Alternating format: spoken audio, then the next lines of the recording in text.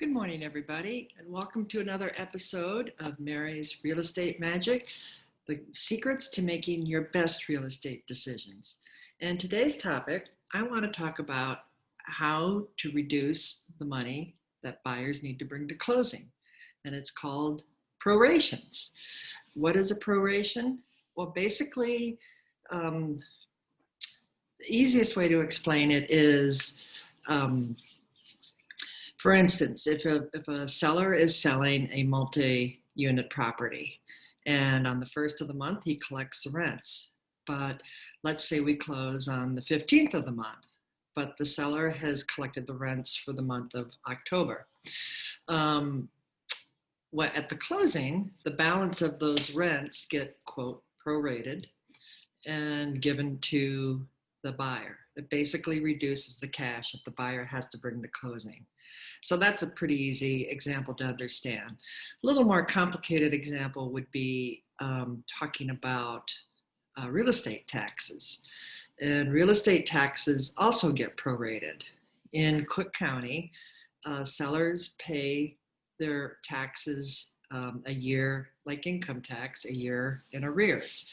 So right now, we are just getting ready because of COVID. The tax bills are due later than normal, but we're getting ready to pay the 2019 taxes, even though it's now 2020. So we're closing on the property in 2020, and it's a seller's tax bill. So what happens at closing is the attorneys, the title companies, et cetera, figure out how much of the 2020 tax bill belongs to the seller and how much of it belongs to the buyer. So the taxes get prorated. Now, typically, taxes never go down, right? They always go up. So what ends up happening, we don't know what the actual bill will be until 2021 because the bill won't be out until August of 2021. So the buyer and seller agree to tack a premium on usually 5 or 10%. It sort of depends on whether or not there's a reassessment that's due. If it's anticipated that the properties will be reassessed, that's when you hear everybody scream about their taxes going up when the section of the county gets reassessed. Then there might be more than 10%, but it's pretty standard to ask for a 5 or a 10% premium. So the attorneys figure out how much of the bill belongs to the seller, how much of the bill is the seller's bill, and how much will be the buyer's share of that. And the seller basically gives the buyer the money at closing to pay his tax bill when it comes out the following year. So that's a tax proration. And it can be, if your taxes are high, it can be significant cash to reduce the buyer's cost to close. So that's what, in a nutshell, and kind of the 25 words or less explanation, what a tax proration is. If you have any questions about it, by all means, put it in the comment box and I will get back to you with a response.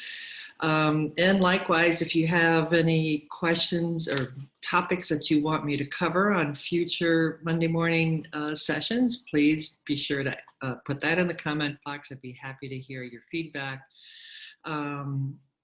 Join us this afternoon at noon. I'll be back on Zoom on Facebook with my colleague Marla Barch of Cross Country Mortgage. We're going to be doing our monthly market update, going through charts and graphs.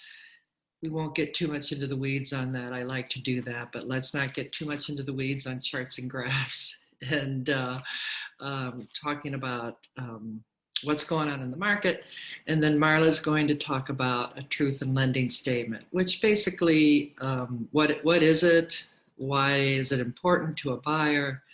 how it defines a buyer's closing costs. You will recall I went through closing costs, buyer closing costs a couple weeks ago in one of my Monday morning magic sessions, and they're complicated. So the truth in lending statement, we're going to go into more detail and be talking about that. So join us for the market update and for Marla's presentation on the truth in lending statement.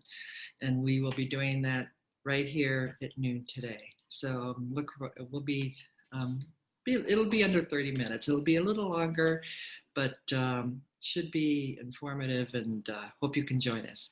In the meantime, have a good week, have a good day, and I'll look forward to seeing you next week.